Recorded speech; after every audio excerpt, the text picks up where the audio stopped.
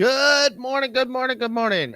Are you trying to figure out if you can monetize your YouTube channel or your content on whatever platform you're on today, no matter where you're at? Today, we're going to be talking about some of the ways that we monetize our content and create more engagement and start building up income before you reach that 1,000 subscriber threshold. We are here to help you understand how to build your YouTube channel, optimize it for successful growth, and create more engagement with your audience.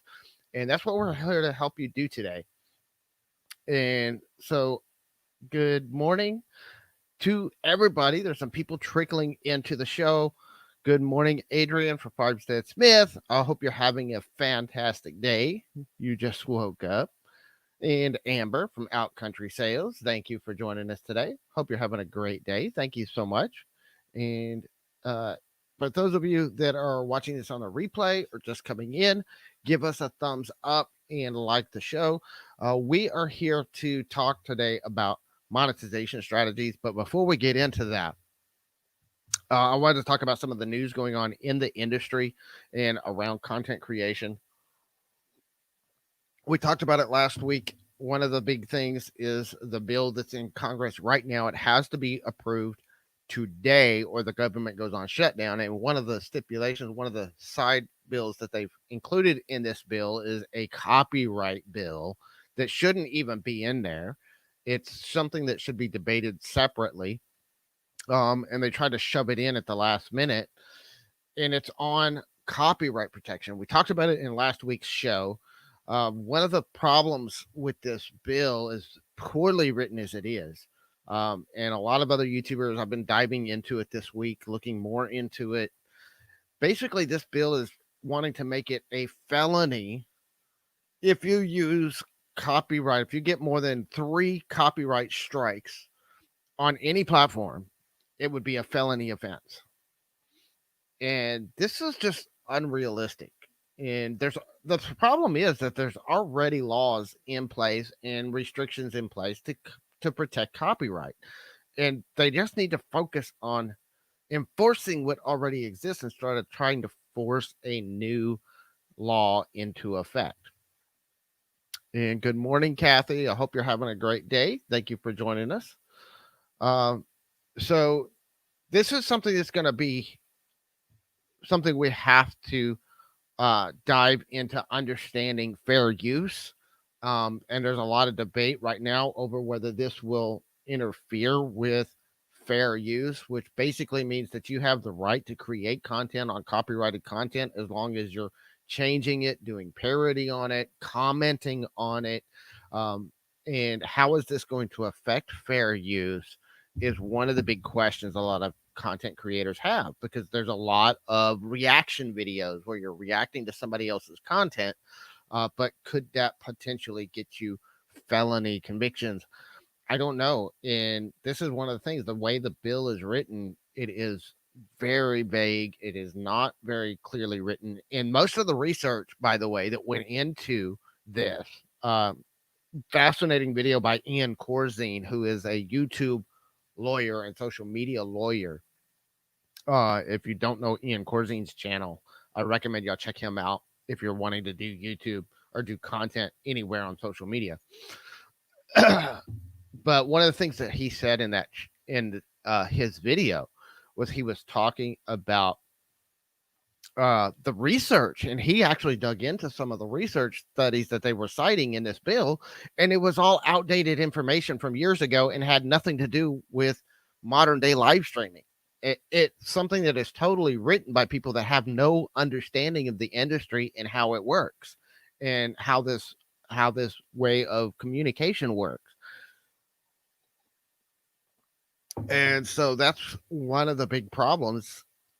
People are just grasping for pennies, and it's something that's going to affect content creators. And even if you don't use copyright, it's not just about copyrighted music. It's about anything that is potentially copyrighted content. It could be even sharing other people's videos and things like that. So it's something that's going to be interesting to see how it plays out. We're going to be paying attention to the news today and seeing what happens with this bill. Another news for those of you that are multi-streaming or channel surfing, we've been multi-streaming for the last couple of weeks to different platforms, including Facebook and Periscope. But if you don't know, Periscope or Twitter, who owns Periscope, announced this week that they're shutting Periscope down. And it's not going to happen until March, so we still have some time to find other platforms and do other things. But this is an important thing to realize. And this is something because even though we're on YouTube, our primary monetization and our primary source is YouTube, we are branching out to other platforms. And part of the reason why is this right here. You never know when they're going to change the rules. You never know when they're going to decide to shut down their systems or make stuff unavailable. So even though I love YouTube, my value proposition for my business, aside from my YouTube channel, my business is to help content creators educate, inspire, and profit with their content, not just YouTube. It's about content creators. Now, on YouTube, I specific drilled it down to building your channel, optimizing it for success, and creating more engagement with your audience. Because if you do those three things, then you're going to be able to use your content to educate, inspire, and profit. And as we go, we're going to be growing. And as we get the reach out there, but you don't need to be focused on just one platform. You need to diversify and be out on multiple platforms. Diversify your diversification.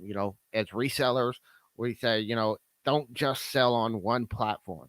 As financial people, we tell you don't just invest in one thing. You want to diversify your income streams. You want to diversify. And when it comes to your content, you want to diversify your content streams, where you're putting your content out there. And you need to make content that's specific to that platform, not just putting the same content on everybody's platform. And the reason why you want to do that is, one, everybody's different. Every platform works differently. But you don't want to get pigeonholed into one thing. So YouTube can change the rules. They've been changing rules already, and they could change the rules and put you out of business. Think about MySpace. I know people that built an entire business on MySpace, and MySpace is non-existent now. I know people that built their entire business on Vine, and porting those people off of Vine at the last minute when they shut down Vine, a lot of those people disappeared and you never hear from them again. I know a lot of people on Periscope that have built their entire business on Periscope. And you've got to start making some changes and start moving your audience somewhere else if that's the way you've done your business. So you want to diversify. Now, one of the things that I teach people, because I also talk about focus on one platform. And then I talk about diversification, and people are like, you're contradicting yourself. Well, what I tell people is the same thing, is you want to diversify, but focus on one platform. Learn that platform while you're, maybe dribbling content. You own your name, you own your presence on other platforms, but you focus on learning one, building up one. And then you start learning. Once you learn how that platform works, then you move on to another one, and then another one, and then another one. And within a couple of years, it doesn't take that long. YouTube is one of those things, for example, that you can learn within just a few months, but can take years to master.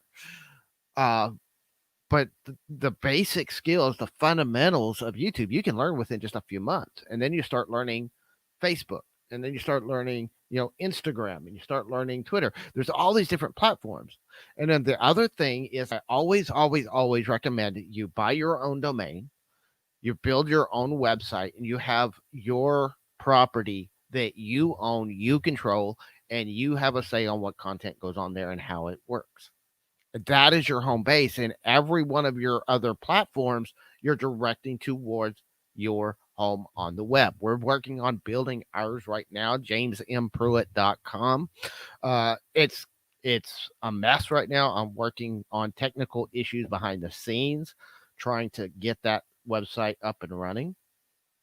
but you want to own your own platform, and then you can, from your own home, you can build an email list, and you can do all these other things so that you're building your following that you can take with you wherever you go on the web, instead of, because YouTube could come in tomorrow and decide they don't like YouTube growth channels and we're going to shut them all down, and I would be out of business.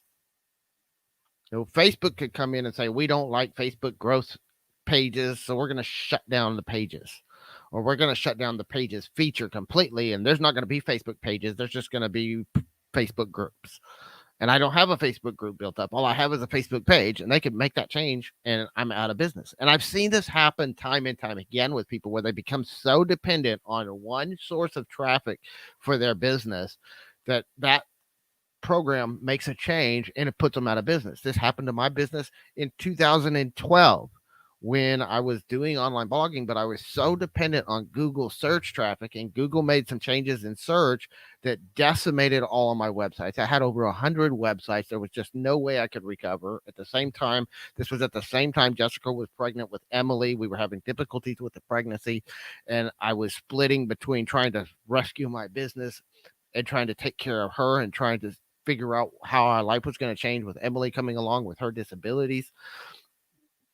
And in the end, shutting down the business is what ended up happening.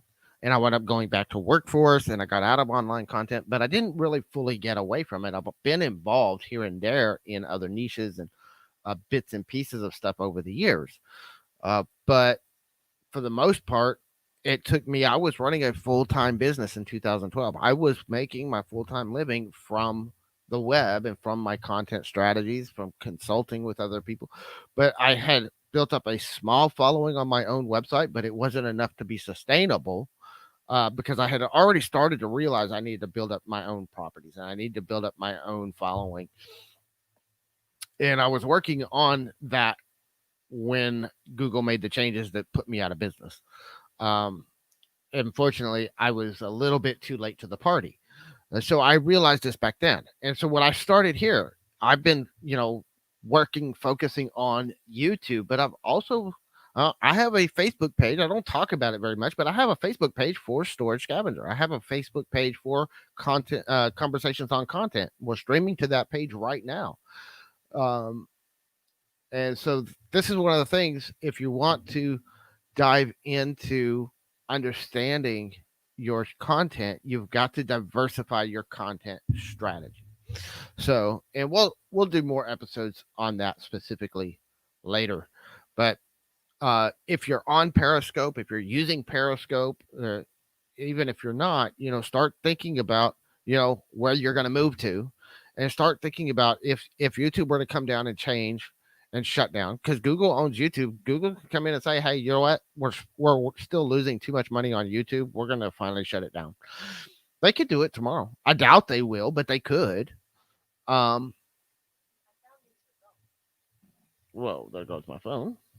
Do not disturb.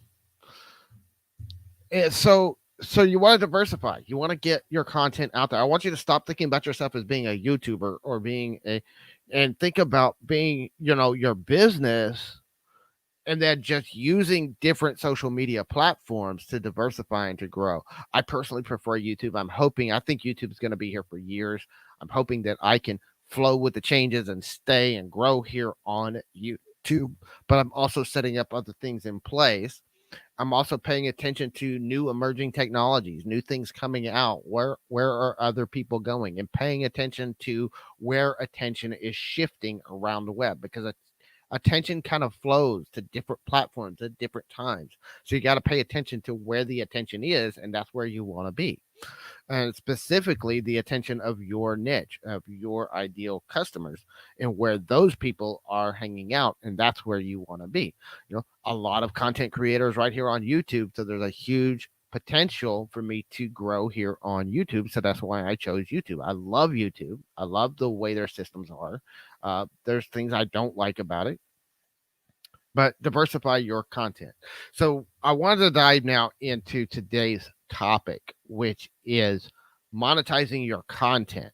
How do you monetize your content? If you're a new channel, if you're just starting out and you don't know, you don't have a following yet, or maybe you only have 1 or 2 subscribers. Can you get out there and monetize your channel? And I'm telling you, if you have no content on your channel and no subscribers on your channel, you could put monetization in place today. This channel right here, I've had monetization in place from day one. Now, does it make me a ton of money? No, because I don't have a following, because I don't have a whole lot of people following. But if you go back and look at my videos, I have affiliate links, which is one of the things we're going to talk about in every single video. Look at my description. I have all of the gear that we use, all of my entire system, my entire setup is linked in my descriptions of every video we put out.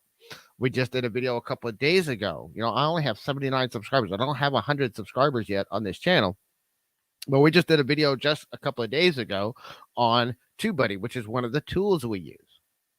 And this is one of the first ways of monetizing your channel, and you can do it no matter how big you are, no matter how much of a following you have, is you can start doing affiliate marketing. Affiliate marketing is one of the best ways to start monetizing anything. In fact, affiliate marketing is what got me started in content development.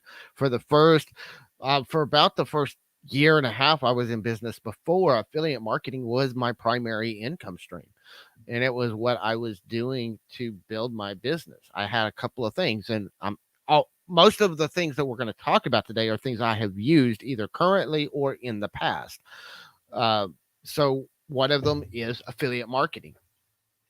And basically, I could do a whole channel on affiliate marketing, but just to give you a brief rundown, basically what affiliate marketing is where you get links to a product that have a special code into them. And when people click on that link and they go to the product and they buy the product, you get a commission for referring the sale. Yeah, that's basically what an affiliate marketing is. Now, there's a lot of strategy involved, and there's a lot of details involved in how you do it, but that's the fundamentals of understanding what an affiliate marketing campaign is. You get this special link with a special code on it that the company you are doing an affiliate with can track, and then you get commissions for the sale. Now, a lot of people here on YouTube think of affiliate marketing and they're automatically Amazon Associates program. And you'll look at some of my links, and some of my affiliate links are Amazon Associates. So I'm not trying to trash the Amazon Associates program. I think it can be lucrative if used properly. And one of the great things about Amazon Associates program is Amazon's reputation with people. A lot of people trust Amazon. And one of the things I love about Amazon is if you click on one of my Amazon links, you don't have to buy the product that you clicked on. You can buy any product on Amazon within 24 hours after clicking that link, and I still get a commission for that. Any product. And I've done this before where I was recommending a $5 product with a 2% commission on Amazon. So you're talking about, I'm going to make like 20 cents off of that sale. But then the person that clicked on that link wound up buying $1,000 worth of product on Amazon, and I got a commission for that sale. I got a commission for the whole thing, not for that one product. I got a commission for everything that they bought within that 24-hour period. That's one of the powerful things about Amazon. And if you're in the Amazon Associates program, don't just think about, again, this is where we're talking about diversification. Don't just think about using Amazon or affiliate marketing on your YouTube channel. For example, I have friends and family that buy stuff on Amazon. And I tell them, if you're going to go shopping on Amazon, I'll give you a referral link. And then anything you buy on Amazon, we get paid. And I've got friends and family that anytime they want to buy something on Amazon, I send them an affiliate link. And they'll click on that affiliate link. And then anything within the next 24 hours they buy on Amazon, we get a commission for. That comes at no additional cost to them. It comes at no additional cost to your viewers if they buy through your affiliate link. You're just getting a commission, a percentage of the sale based on the sales price already. For those of you that are resellers, if you're doing eBay and you're sharing links to your stuff on eBay, eBay has a affiliate program. You should sign up for that. So you're getting commissions from eBay for recommending your own store. I'm not sure exactly how that works. I'm not a part of the eBay program, but I do know it exists, and I know a lot of people that use the affiliate program with eBay and make a lot of money off of it. But then also think outside of Amazon, think outside of eBay. Think about the stores you use. And when it comes to affiliate marketing, what I recommend is you find the products that you use all the time, that you buy all the time, and you can refer people to those products as long as it's relevant to the niche you're talking to. For example, a lot of the affiliate links I'm putting out there are tools that I use, services that I use. We just did a video just the other day that's an affiliate video on TubeBuddy. TubeBuddy is one of the best softwares, I think, for doing your SEO. It has a lot of tools for managing and productivity. And I love TubeBuddy. I have a whole series of videos coming out on TubeBuddy coming out in the next few weeks.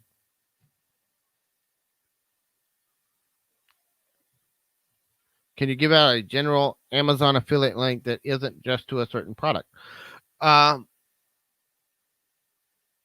That's more advanced. You have to get into their systems before you can get those links from Amazon. But the thing is you can just you can grab any product on Amazon. It doesn't even have to be a product that they're interested in. You just give them any affiliate link to Amazon, and then within 24 hours, anything that person buys from Amazon, you will get the commission for it. And it doesn't matter what the product is that you link them to.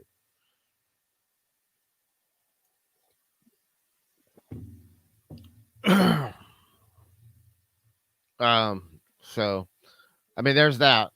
As far as you can actually set up your own Amazon store once you reach a certain threshold of sales with Amazon. But you're probably not going to start there. I'm kind of focused more on newbie people just starting out with Amazon, because we're talking about people just starting out with monetization. But there are ways to do it. It's just more advanced, and you have to have some sales history with Amazon before you can do that. Now, one of the things that you got to understand with affiliate sales, also think outside of, physical products. Most of my affiliate income has not been off of selling physical products. It's selling ebooks, courses, software. For example, I've made a few sales through some of my tutorials that we've done already on our video editing software. Camtasia Studio is the video editing software we use, and I've actually already made a few sales through my affiliate link to Camtasia Studio. I've also got some referrals to other products. TubeBuddy is starting out, but also we're getting affiliate sales of other courses, ebooks, things that we use. The one thing that I recommend with doing affiliate marketing on any platform is that you only recommend as an affiliate products you personally use yourself.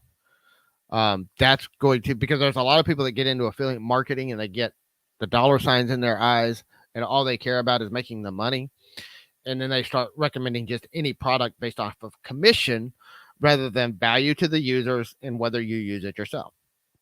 Now, as you grow, especially when you're doing like training courses, you may outgrow the need for a particular training course, but you find a training course that's really good and would be valuable to your community.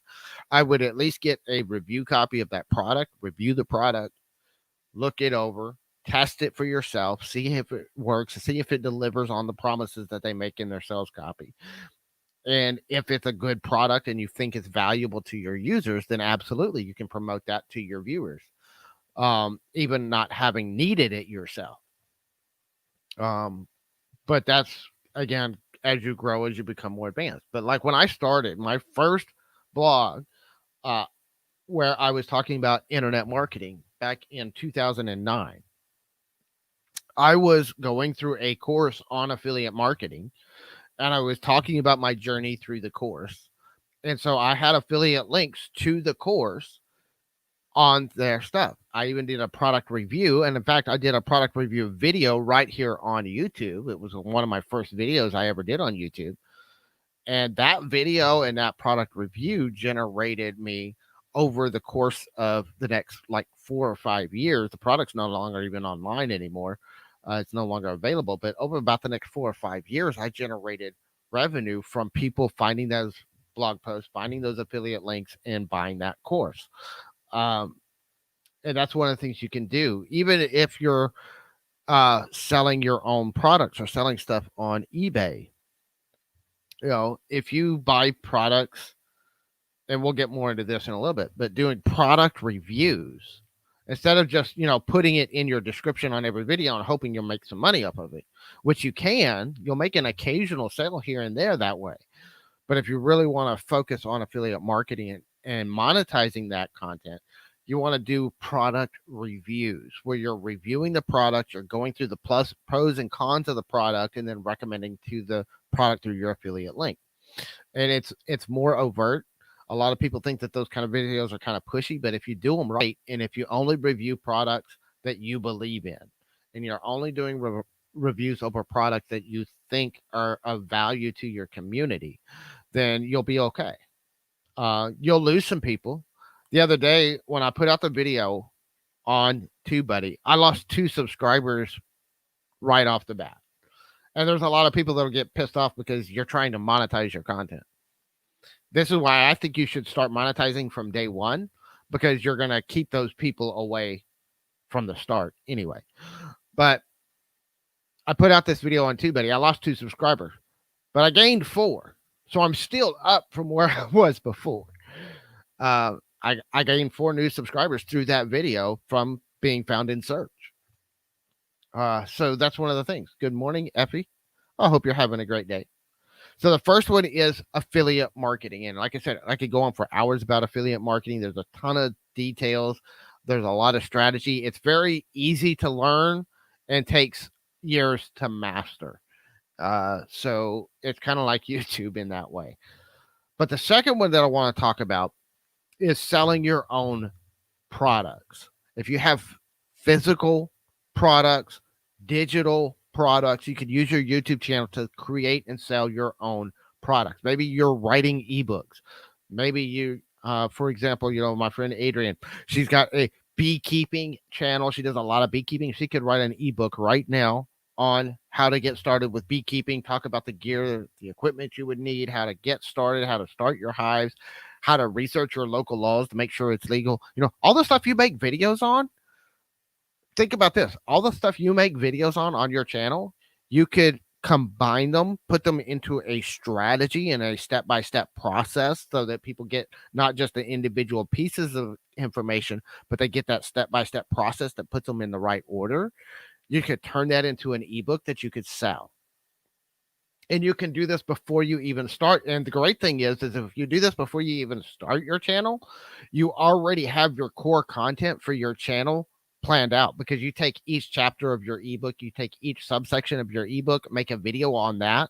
You could probably make your first 100 videos just off of one ebook that you write before you ever even launch your channel. And then you set it up and you sell that ebook. For example, maybe you want to do how to sell on eBay. For those of you that are doing reselling, if you want to, you can write an ebook on how to do your listings, how to take your photographs, how to do all that stuff, and sell that to the people that are following you on your YouTube channel. So creating your products, but then also having your own products. For those of you, there's a lot of people that follow me here from the reselling community, so you'll know what I'm talking about. But there's a lot of people that are finding me from other places, and there's this huge community of selling stuff through their YouTube channels. You can do buy it nows, where you take a product that you have and you put it out there and you do a buy it now product. You can do your own products. For example, this is something I suggest to a lot of the eBay resellers. If you have a bulk buy, so you buy a massive amount of one particular product, maybe you do a product review and then you link to your eBay store where they can buy that product. And then if you start running out of that product in your eBay store, then you just find it on Amazon, Walmart.com, whatever affiliate programs you're associated with, find that product, and you can link directly to that product through those other websites using your affiliate links and replacing your eBay store links with an affiliate link after you run out of that bulk buy. But that's a great way, and I've seen other people do this. Matt from Part Time Pickers has done this. He'll do bulk buys of stuff. He'll do a product review of it on his channel, and then he makes sales all the time of those products through his channel where you're demonstrating product reviews, demonstration videos. If you have your own product or if you're doing affiliate sales, an affiliate product, do demonstrations of you using the product and create videos around that and the different ways you use the product. And then you can sell the product directly through your YouTube channel. Um, and then the other part of that is the next one that goes along with that is services. And there's a lot of services you can do. You can do consulting services. We're setting up a consulting service ourselves right now. Um, and a consulting service, you just set it's one of the easiest ways to monetize, honestly, because you don't have to have a website. You don't have to have anything set up to do a consulting service through eBay. All you need is like a dedicated email address for your consulting service, and then just tell people about your service and have them email you, and then you can contact them and negotiate your fees and negotiate, what the service entails and all that stuff. And I like doing it that way, whether it's through here or through my websites. And the reason why I like doing it that way is that it gives me an opportunity to vet my clients. When I shut down my I Am Relations media company 5 years ago, or back in 2012, I was actually working as a content consultant. We were doing content strategy consultations with people full time. We were doing that. We were still doing affiliate marketing. I had a couple of ebooks that I had written. So one of the things that we were doing though was we were doing one-on-one consulting with people on their content strategies and how they were using content, where they were using content, and things like that. And I was actually coaching people, and I had people coming back every month. Hey, I want another hour. I want another hour. We did hours as hourly consults where we would do minimum 1 hour consults, and it didn't matter if our conversation lasted 5 minutes or the full hour. You had to pay for a full hour. Um, and some people didn't like that, but we were also still one of the cheapest consults in the business. One of the things I would recommend if you're setting up a consultant business and you have no following, you have no reputation, nobody knows who you are, you go as cheap as you possibly can. And you look at what the going rates are and you go a little bit lower than the going rates in your niche uh, for that kind of service, because nobody knows you, and you've got to build that trust factor as you build your community, as you build your following, as you grow on YouTube, as you grow your connection with the audience. You're going to be able to take that further, raise your prices, things like that. But to start with, I would start as low as you possibly can and then build it up over time. But your knowledge, your expertise, your experience is valuable. And the other thing is, with doing a consulting service, it's going to help you with one of the next ones that we're going to talk about. Because once you put your consulting service, then you start putting out an ebook, and that helps you evaluate your ebook. For example, if this ebook would take them an hour, how long would you look at an ebook or a video course? How long would it take you to teach somebody what you're teaching in that course one on one? And so your consulting fee, if it would be like 2 hours, well, you take your hourly consulting fee, multiply by two. That's the value of the product that they're getting, but you can serve it to them through an ebook at a fraction of the cost because you're not having to work on with people one on one to do that. So it's a value add, and then you can also use that as well for like a bonus. Like one of the things that we used to do with affiliate products, we would do affiliate product launches. And one of the things that we would do is I would take one or two of my ebooks, throw them in as a bonus if somebody bought through my affiliate link. And then I would offer them consulting time. So I would say, you know what, I'll give you if you buy this particular product that's, say, a $500 product, I might be selling people on a $500 course, but I'm going to give you, say, 3 hour consultations as you build up. So over the next, month, we'll do 3 1 hour consultations. So that right there. My consultation fee at $150 an hour was, three times that to say this is a bonus package worth, $700. So you're buying a $500 package. My bonuses alone are worth more than the price of the course. And that was an incentive to get people to buy the course. So if you set up a consulting fee, it can help you with your affiliate sales. It's also funny because when you put your own products out, say an ebook or your consulting service, it gives you more authority within the niche. If you have a product, it's a perception of authority just because you have a product within that community. Because you have a product for sale, it's an instant perception of a little bit more expertise than just the average Joe. So it actually helps you over time to build your community faster because people have that perception of authority because you have your own products and your own services. So, affiliate marketing, selling your own products, selling your own services. The next one is brand deals. Brand deals are a great way to monetize your channel, and you don't have to have a whole lot of experience.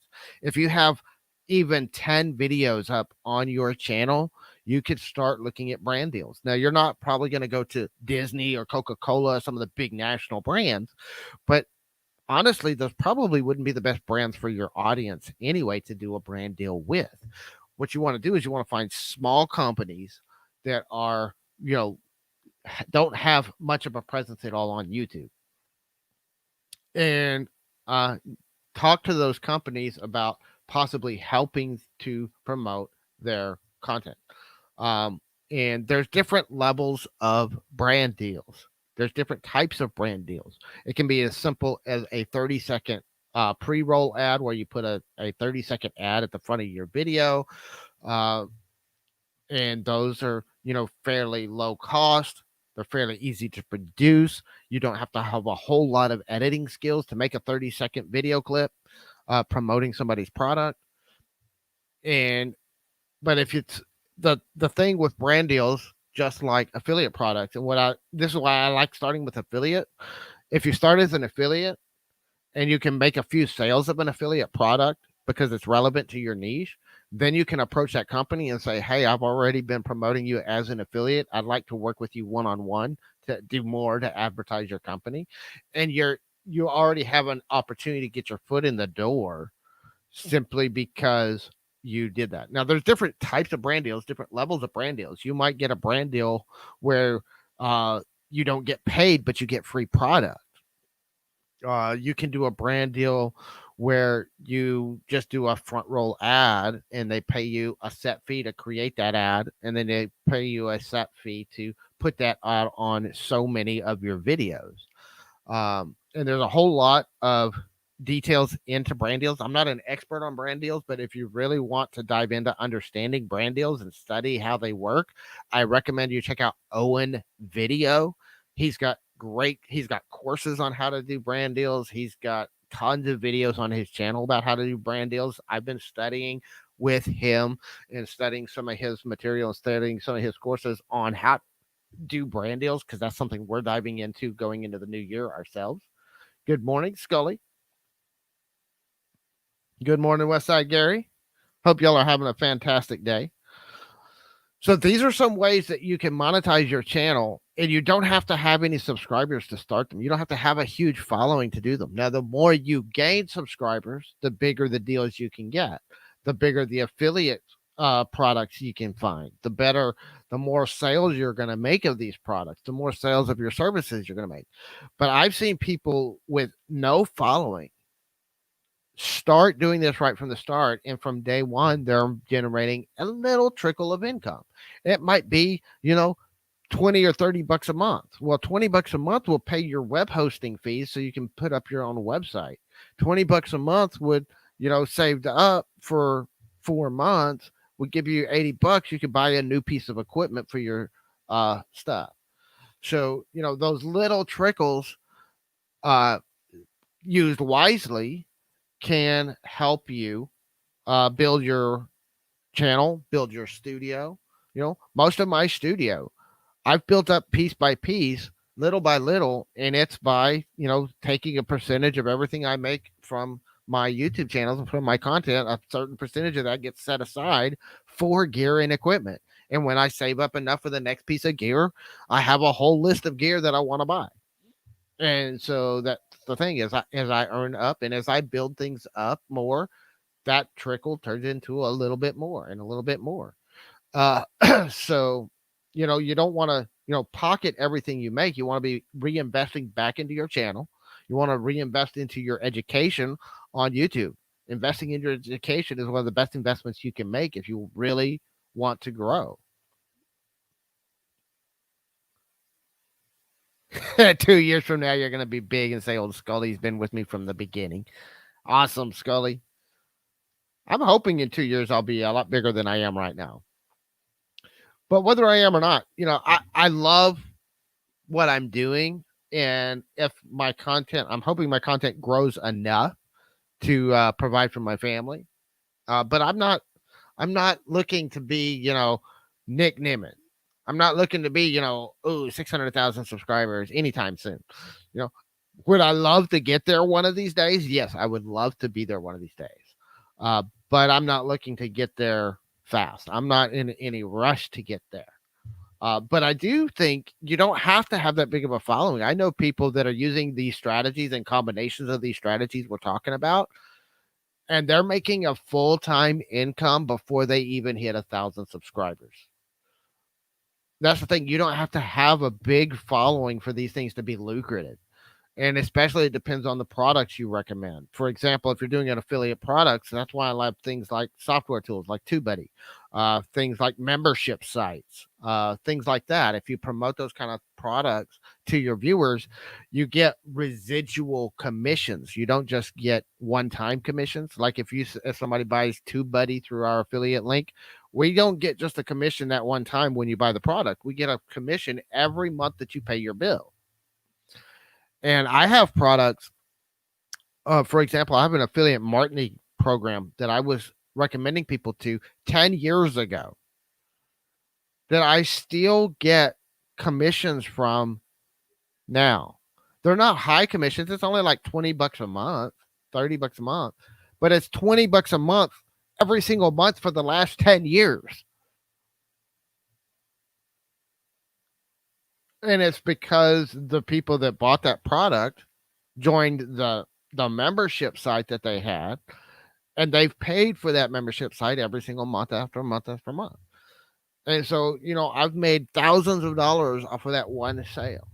And you build those up. You build up a bunch of those. You get 10 or 15 or 20 of those residual incomes coming in every month. And that's where they can be really, really powerful because they escalate.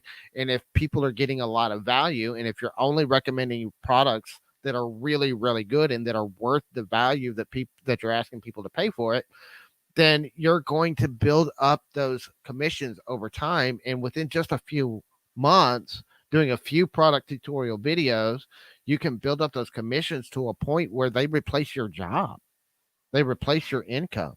It doesn't take a whole lot. I know people with 700 or 800 subscribers making a full-time living off of YouTube doing this. It also depends on how much you need to make to replace your job. And you also have to remember there's a difference between revenue and profit. Revenue is what the business brings in. Profit's what's left over after all your expenses are paid. And we have expenses with building a channel.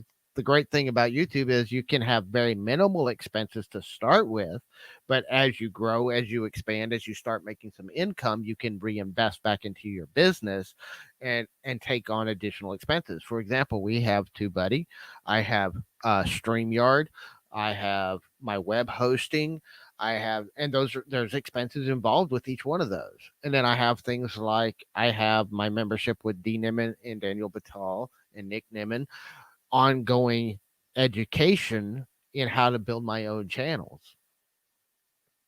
because I'm investing in that education. That's part of my expenses for my business is to invest in my education for the business. So you've got to reinvest into your business. You've got to reinvest into your business. Paying for our consultant fees, that's an investment in your business, by the way. It can be written off on your taxes as a business expense. I'm not here to give tax advice. You got to consult your tax attorney on that or your CPA. But in most places, you can write that off as an educational expense for your business. So, and, we're putting together our own consultation services, and we'll be announcing more about that later. but where we're going to be coaching people one-on-one on how to, better optimize their channel, how to do more growth, how to set up their live streams, how to set up their gear. And the reason why we do consulting services on that kind of stuff is, quite frankly, we get emails almost every day. As small as my channel is, with less than 100 subscribers, I'm already at a point where I'm getting almost daily emails, direct messages on social media, people asking me for advice on YouTube, people asking me for, in fact, I mean, I was already getting a bunch of that. It's part of why I started this channel in the first place. But it takes me a lot of time. And some of those questions I can answer in about 30 seconds. And a lot of those questions I can say, here's a video on my channel, go watch it, and it answers your question. But there's a lot of people that want more detail. They want a little bit more hand holding. And for those people, I can't do that for everybody. And it takes me time away from my business. It takes me time away from my friends, and I know in the reselling community, for example, no offense to my reselling friends, but there's a lot of people that have this screwed up mindset about monetizing your YouTube channel in these ways. You think there's a lot of people that think the only thing you should do for monetization is just your reselling business, and anything outside of that is evil or wrong. And it's not wrong to monetize your channel. It's not wrong to monetize the time you take to, because content creation, creating and developing and building a YouTube channel takes a lot of time away from your reselling business. And it will interfere with your reselling business. So if you can monetize that time outside of AdSense, most of the people that I talk to that are making a full-time living on YouTube, and I talk to people every day who are making a full-time living, and every single one of them, I have not had one person tell me differently. AdSense revenue is less than 10% of their income from their YouTube channels. Every single person I've talked to across the board who is making a full-time income from YouTube, AdSense is less than 10% of their revenue. So that's something you got to think about. Affiliate marketing, brand deals, selling your own products. And selling your own products can be buy it nows. It can be selling your own ebooks, but it can also be running an auction. We've been running auctions on our YouTube channel at Storage Scavenger for over a year. And guess what? That's been one of our primary income streams from our YouTube channel. That is monetizing your channel because you're selling something through your YouTube channel. And honestly, I don't see any difference between running an auction and selling products that I bought out of storage units on a YouTube channel and offering an affiliate product. The question is, are the products of value to your viewers? And you know what's going to determine if it's a value? Are they buying? If they see the value in it, they're going to buy it. And if they don't see the value in it, if you don't convey that value to them through your content, they're not going to buy it. And that doesn't matter if it's your coaching service. It doesn't matter if it's your an affiliate product, if it's an ebook or an e-course, if it's a physical product that you're selling on your eBay store. If it's of value to your followers, they will buy it if you convey that value to them. And it's not about whether you can see the value. You have to communicate to them the value of the products you're recommending them to, of the products you're trying to sell them. Hello, Vintage Vagabond fans. Welcome and thank you for joining our show today. Hope you're having a great day. So these are just, a few ways that you can monetize on YouTube. Again, if you want to dive deeper into any of these, you can leave me a comment and let me know. And we can do more videos on these monetization strategies because each one has intricacies. Each one of them are simple to start, but complex to really master. But we're going to be doing more videos as we start diving into brand deals. I've actually got 2 right now in the background that are possibly in the works. And so I'm kind of keeping hush hush on it for right now. But I am going to say that I do have 2 possible brand deals already in the works that we're communicating, negotiating, and I'm excited about it. We have some more things that we're working on with other people. We're working on setting up our consulting services, which consulting services is great because now you have a price on what your hourly rate is worth. So whenever you're doing any kind of negotiation, whether it's a brand deal, an affiliate deal, anything that you're doing, if you're creating your own product, you have negotiation based on how much time it's going to take you to create that product, um, or how much it's going to take you to create that content. Uh, and knowing what your hourly rates are for your own services can really help you with those negotiations. Um, but it's great. I love YouTube. You don't have the thing about every single one of these, you don't have to have any subscribers to start. Now, the more subscribers you have, the more of a following, the bigger your reputation, the more you gain the trust of the community and build that community, the more you're going to make from each one of these. You might make, if you have no subscribers, you might make one sale of your consulting services a month. But if you have a reasonable rate, like $150, now I don't know anybody out here that would not find value in $150 for a consultation service. I know consultation services right now in this niche are running about $250 to $300 an hour. And mine, I'm starting at 150. Again, this is one of the things I talked to people about earlier is 100 start as low as you can. I can't really go under $150 an hour. Logistically, mathematically, it just doesn't work. But it's also still the lowest rates in the industry. But it's still enough to put a barrier to entry to keep the people that don't value your time, that don't value your services. Because honestly, this is something a lot of people don't get. Your time is the most valuable asset that you have. You have to value your time, and that's why monetization of your channel is so important, because you are spending a lot of time creating all this free content, and you need to be monetizing that time. You need to be getting something in return for that time, because your time is an irreplaceable resource. Money's not irreplaceable. Money, you can do something tomorrow that would earn you more money. Everything else you do, everything else you have, renewable resources. Time, non-renewable resource. Once it's spent, whether you used it wisely or you wasted it, it's already spent and you cannot get it back. All right, Scully. We will see you later. Come back, catch the replay to catch the rest of it. Hope you have a great day. So if anybody has any questions that are in the chat, I see we have a few people still watching. If anybody has any questions, you can leave us any questions in the chat. It can be on monetization or anything YouTube related, anything about content strategy, content growth, anything that you have any questions about. If we know the answer, we will answer it and try to help everybody out.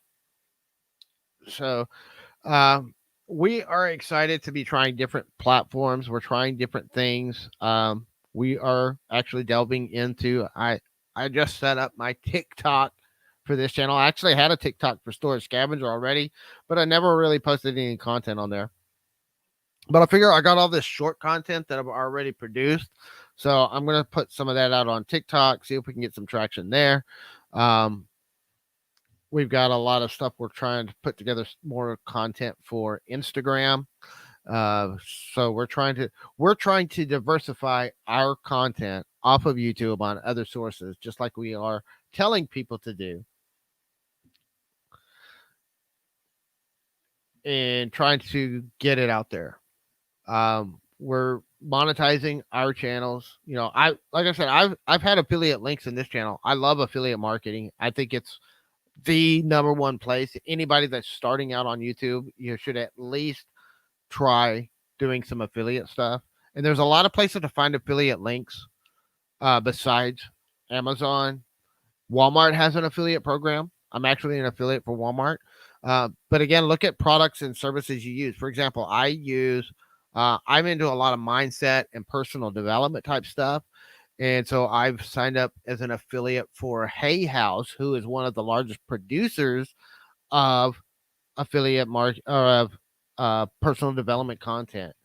And so since I have a YouTube channel started off and it's building up already pretty rapidly on that, I actually have signed up as an affiliate for Hay House, where I can recommend some of the products that I'm already talking about in my videos anyway, which helps because I'm already talking about their products because I used them. So again, look at the products that you use. What kind of books do you read? Who's producing those books, and do they have an affiliate program outside of just Amazon? Yeah, it's always hard starting something new. I just don't want people pigeonholed into just YouTube, uh, because I don't want you to get shut down if YouTube changes the rules or if they shut down completely. I don't think they're going to shut down anytime soon, but like, I didn't foresee Twitter shutting down Periscope. Uh, but they're saying it's just not getting the traction that they wanted it to get. It's not making them any money, I guess. So they're shutting it down. And we're streaming on Periscope right now. But I know people that have built their entire business on just Periscope. And the same thing is true with YouTube as it is with Periscope. You don't want to be dependent on one platform. You don't want to be dependent on one monetization model. You want multiple streams of income. You want multiple platforms of income. You want your own platform that you own, you control, and you can build your own audience on so that you can direct people to where you want them to go if you make a pivot, if you make a shift in your direction or in where you're going. Um, and you make the rules.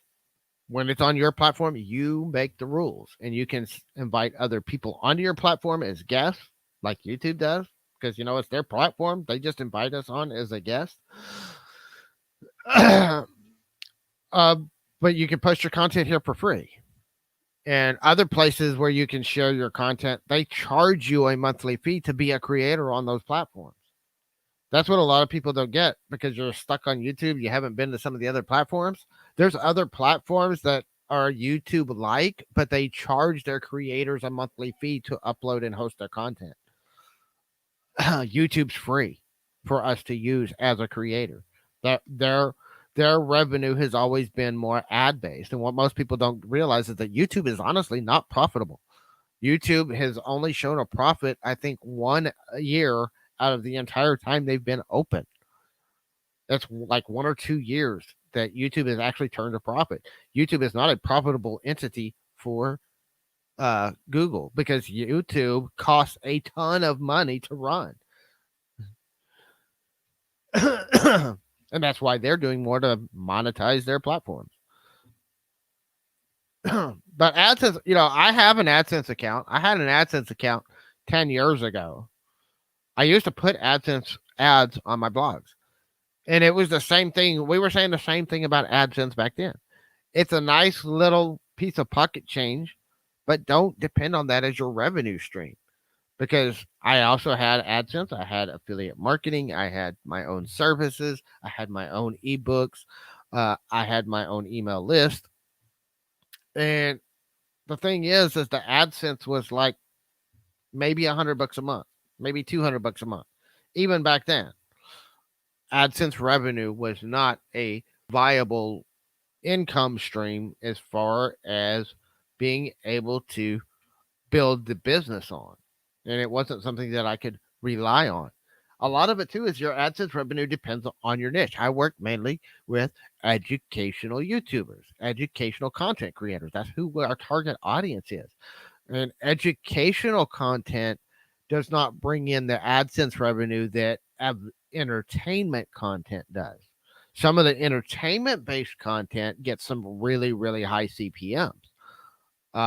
And also, they're also making more money not on just the CPM rate, but the massive amounts of views they can generate because, Mr. Beast, he can generate millions of views.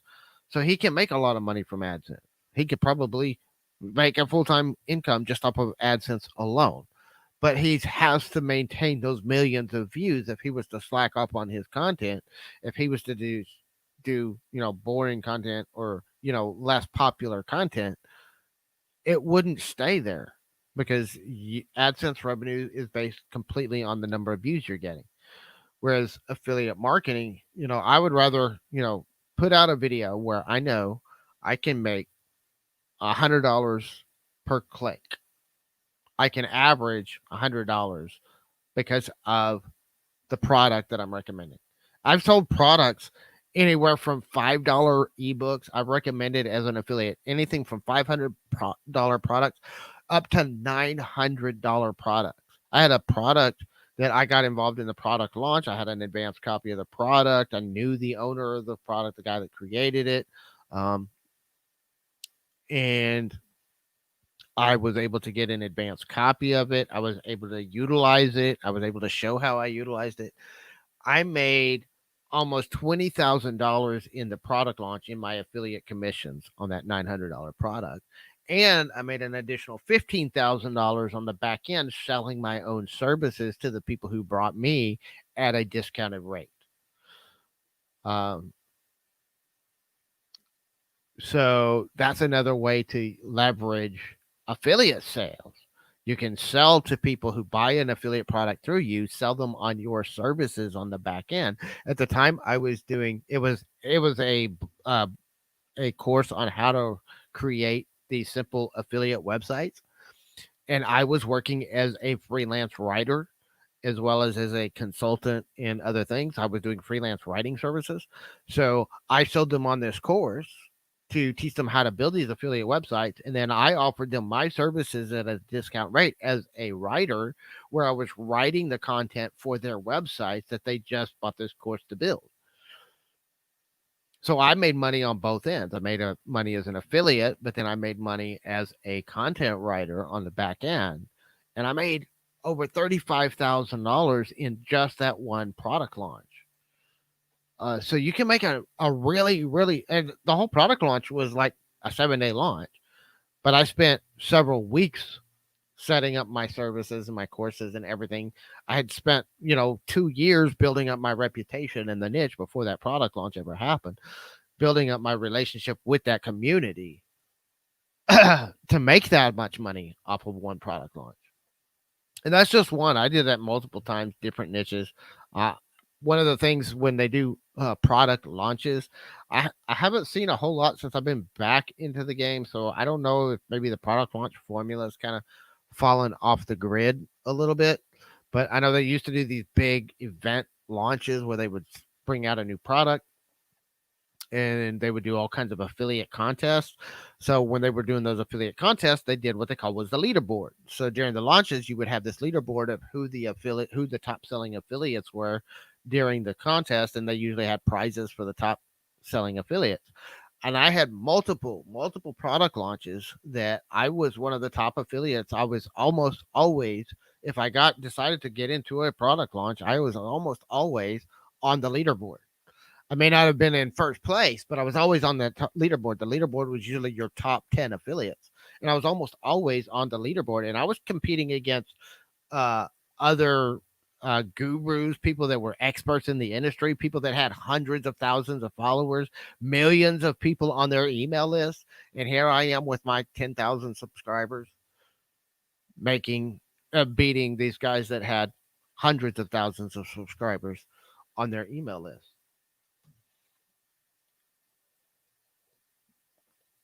Which is a good thing to do in that industry because it puts you, especially when that's your niche, because that gets the attention of those people because they see this little guy that they've never heard of beating them on a product launch. They want to know who you are. And so that's one of the things that I actually use to build my reputation, to get more people to notice me. I would get out there, I would hustle, and I would get up there on that leaderboard, and all these other people that were much bigger than I was started paying attention because all of a sudden this newbie out of nowhere comes up and starts beating them on a product launch. They want to know who this guy is. And then I actually had some of those guys become my friends, became mentors to me, taught me how to take things differently and how to approach things differently. And I was able to build my reputation. Some of those people would then take and share my content on their channels, on their websites, on their email lists, um, and that helped build my following even more, because once you can get the bigger channels to pay attention to you, you start getting the bigger people out there. I'm actually already in the process of doing that. I'm working on my lead magnet right now. In fact, I have a video that is in production on how I create my lead magnets, but it's with me doing multiple channels and everything I'm doing, it's taking me slower. That's one of the things we're doing. We're kind of backing off of some of the other stuff right now so that I can focus on this niche and I can focus my time and get things done. But I am working on setting up my own email list right now, and I'm actually recording that process and how I'm doing it.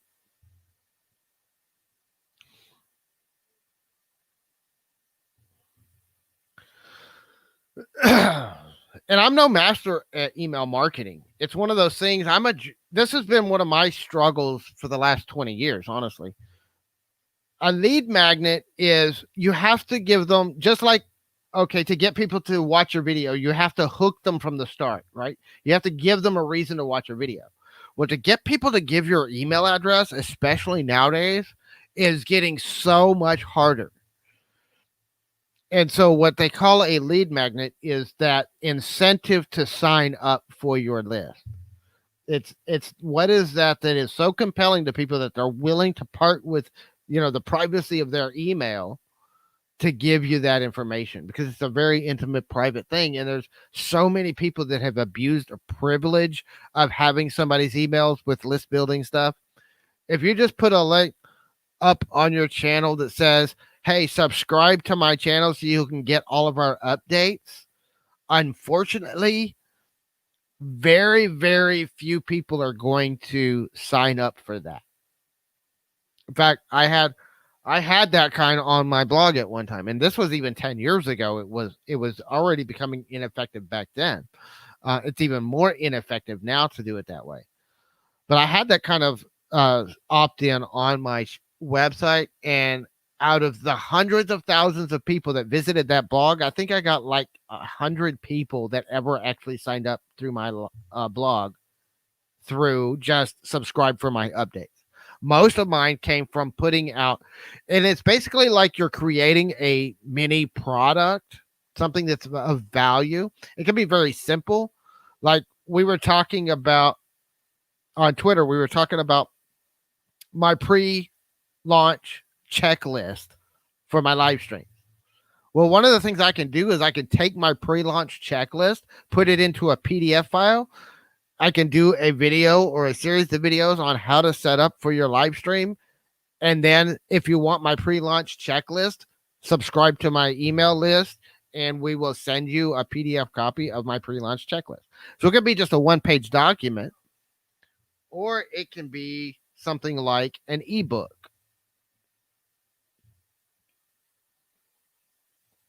Yeah, an easy digital product. Like, for example, this is actually part of the strategy I'm teaching in my lead magnet. So I'll go deeper into how to do this later. But like one of the things I'm doing, and I've already done this, I took one of my videos where I did a very specific strategy on YouTube. And I knew I was going to do this before I recorded the video.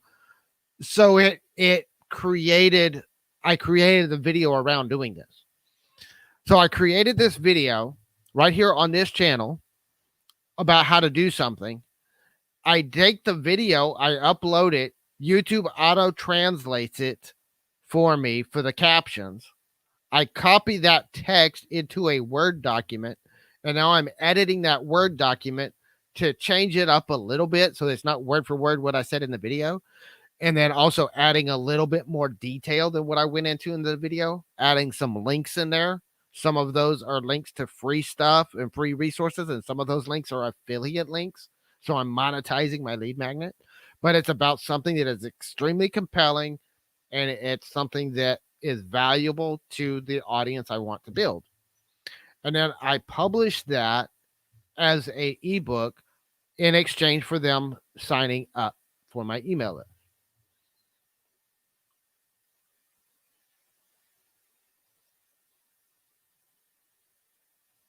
Oh, that's easy. And it also depends on the email list service that you use. I use a email service because there's services that you use to build these lists. You don't just do it on your own site. And I have actually documentation from the service that I'm using, and I have a step-by-step tutorial that I'm creating on how to set all that up. And you don't one of the great things about the site that I'm using to start mine, to start out, and that's why I'm using them for YouTube stuff, they actually can host my lead pages, my opt-in pages on their own site. I don't even have to have my own website as a YouTuber. You don't have to have your own website to use them. It's beneficial to have yours. Oh, I hate MailChimp, and if you honestly, for like some of the strategies, if you're doing affiliate marketing, you can't use MailChimp. If you're doing any kind of sales through your email list, you can't use MailChimp. It's against their terms of service.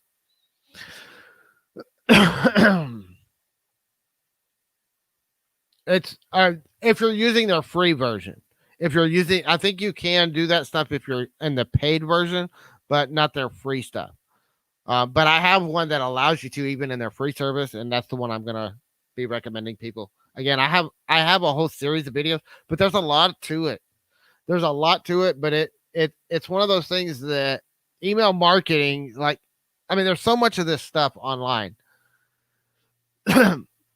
It's easy to get the concepts and to get it set up and started, but it can take years.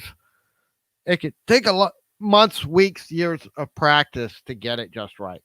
Because the email list management is much more difficult than actually putting together the opt-in incentives and putting together the technical stuff. It's really not that complicated. It's very simple. And it's gotten even easier. It's easier now. Used to, when I started doing email marketing, I had to do HTML coding and all kinds of other stuff. Now it's all drag and drop, simple, easy. You don't have to know any kind of coding or anything to do it. It's really easy to do. The hard part is putting together the sales copy, putting together the lead magnet. The lead magnet is kind of the focus of your email list because that's what's going to compel people to sign up. That and your sales copy. You have to understand how to convince people that they need this product. And if you do something that's extremely of value to your potential leads, and then you do something that's going to really compel them to opt in through your lead magnet, then you can gain a lot of traction. You gain a lot of subscribers that way. And then you can also, you promote that lead magnet outside of YouTube to other platforms, to other sources. And then you can use that email list to funnel them where you want them to go. So you want more people on your YouTube channel, you can send them to YouTube. You want them more to your website, you can send them to your website. You want them to go to a certain product, but it's all about building a relationship with those people. And it's about providing, just like with YouTube, you don't want to put any content out on your YouTube channel that doesn't add value to your niche, whether they buy something or not. And the same is true of your email list. You should never send them an email that they don't get value out of, whether they buy something or not. And a lot of people don't get that. And this is why so many people don't like giving out their email addresses, is because of people burning their list, people just promoting product after product after product and not getting any value. And I've never really gotten into doing heavy product promotions. Like I just said, if I'm going to send you an email, I expect you to get some value out of that email, whether you click on a link or not, whether you buy a product or not. And there's so many people that are sending out emails that are just buy this, buy this. Here's why you need this product. And it's all about a product. It's not about me. It's not about what I want. It's not about what I need. It's about the product. And that's why email marketing has a bad reputation. That's why so many people have gotten away from email marketing, but it's still, if you build an email list, you can take that email list with you anywhere you go. So if you stay on YouTube, you can use it to funnel people to YouTube. But if YouTube shuts you down, or if you decide that you're bored with YouTube and you want to go to a different platform, you can do that if you have an email list, because you take your audience with you wherever you go. Hello, Joyce. And that's like, I know a lot of people on Periscope right now wishing they had an email list, because if they had an email list, they could take those followers that they have on Periscope wherever they choose to go to creating content. They could come to YouTube. And then I know a lot of people that have never jumped onto social media. I have courses and brands that I worked with 10 years ago that are still out there. They're still relevant. They're still teaching good information, but they have no social media presence, or very little. And they're not optimizing their YouTube growth. They're not optimizing their Facebook pages. They're not utilizing those resources to connect with their audience. And that's where a lot of their audience is right now. And it's actually, like I talked earlier about brand deals, and I'm working on a brand deal with one of the companies that I learned how to do affiliate marketing from. And I'm in negotiations to become a brand ambassador for them and start creating content for their YouTube channel, and them paying me to do that for them. Now, whether it's going to work out, where it's going to go, I don't know. I'm in negotiations with them on it. But that's one of those things, because honestly, if I could work out that brand deal, they know I know their systems. I built my own. 90% of what I know about affiliate marketing, I learned from following them. Most of what I teach about affiliate marketing, even now, the content, the tactics have changed. The medium I use has changed to video instead of text articles, but the strategy and the overall, process of doing affiliate marketing hasn't really changed. The process of how to build an email list hasn't really changed. The technology has changed in the last 10 years since I first learned how to do it. But the process and the way to do it and the fundamentals are still the same. The principles that make it work are still the same. And they're evergreen. We talk about creating evergreen content that lasts. That's why some of this stuff is evergreen, because when you make your content based around the principles and the philosophies and the foundations and the strategy rather than the specific tactics, then that is evergreen content that won't change with time.